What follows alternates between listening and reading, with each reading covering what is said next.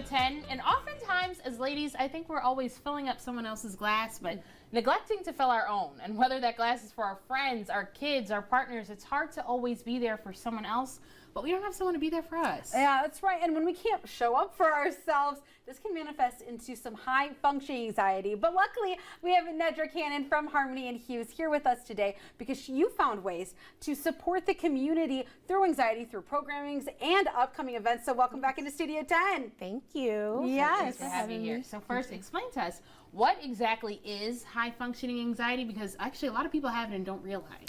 Yeah, so high functioning anxiety is when you have general anxiety symptoms. So the insomnia, you also have worry, you have feelings where you really can't connect with folks. But what happens is there's a whole layer that people don't see. So you're functioning really well, high performer, but underneath all of that, there's feelings of not measuring up, there's feelings of perfectionism that you have to do.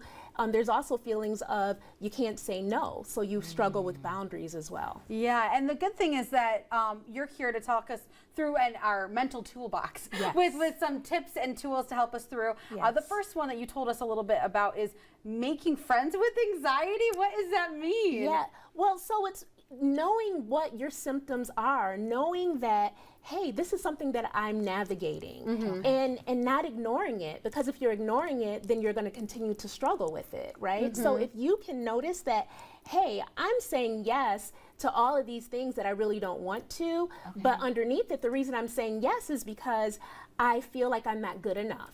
And so I need people to see me in this way, rather than, no, I'm good enough exactly as I am.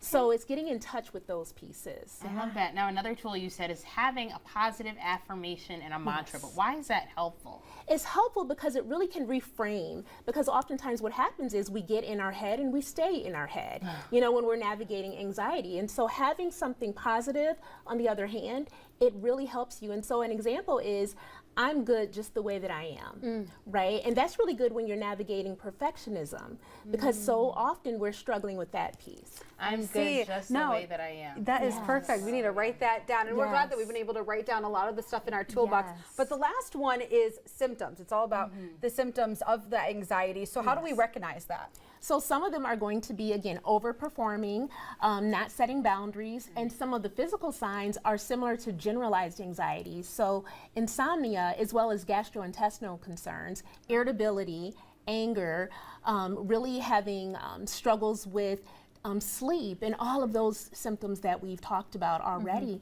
But then some of the other pieces too are overperforming, setting limits that are unrealistic, right? And feeling like you have to be in control of everything. Yeah, no, Nedra, that's been so helpful to have all of these tips in our toolbox. What's also great is that you're going to dive deeper into this at part 1 for the We Thrive Women's Wellness Series. Tell us about that. So we have, every year we have our Women's Wellness Series. So the first one is actually next Wednesday from 6 to 7:15, and we're tackling high functioning anxiety.